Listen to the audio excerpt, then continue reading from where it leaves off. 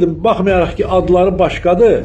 Yəni bir şora yazırlar Şamaxı şoru, digərinə yazırlar İvanovka, obisinə yazırlar Qaymaqlı, birinə yazırlar nə bilim nəli. Amma qutusu, yazılışı, etiketləri falanı baxırsan ki sanki hamısının tərkibi eynidir, eyni məhsuldur, ancaq sanki adlar başqadır. Yəni bəzi şorların üstünə indi o çörəyatı deyirik, qarazirə toxumu deyirik, nə deyirik, ondan səpilib. İnanın ki mən artıq ekran kaydı elədim, çəkib şəklini ekran kaydı eləyib böyüdərək oxuyanda görürəm ki, deməli yazırlar ki, tərkibi təbii inək südü sterilizə olunmuş, vergül, sonra yazılır quru süd. Tərkibində olan yağlar bölməsinə baxanda yazılır günəbaxan yağı və dezodorasiya edilmiş palma yağı.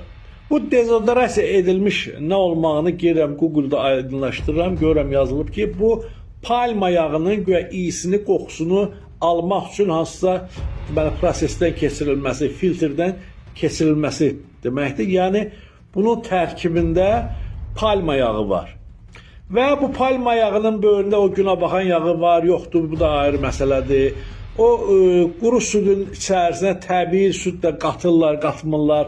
O da böyük sual işarəsi altındadır və onu demək istəyirəm ki, biz yəni hamımız bilirik, Google'da, YouTube'da, bütün internetdə yüzlərlə, minlərlə material var ki, məqalələr var ki, orada quru südün və xüsusilə də palma yağının insan sağlamlığına nə dərəcədə zərərli olduğu dəfələrlə yazılıb, açıqlanıb, izahı verilibdir.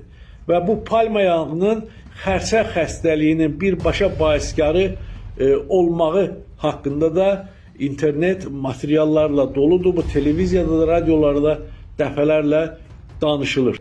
Və bizlərə bu cür zəhərli qidalar satırlar.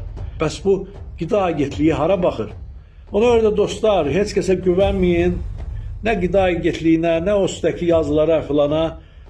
Yalnız bu yolla biz bu işbazları, milləti, xalqı xəstəliklərə mühtada eləyən bu yaramazlardan ancaq bu cür qurtula bilərik. Ona görə də belə məhsulları almayın, belə məhsulları boykot eləyin.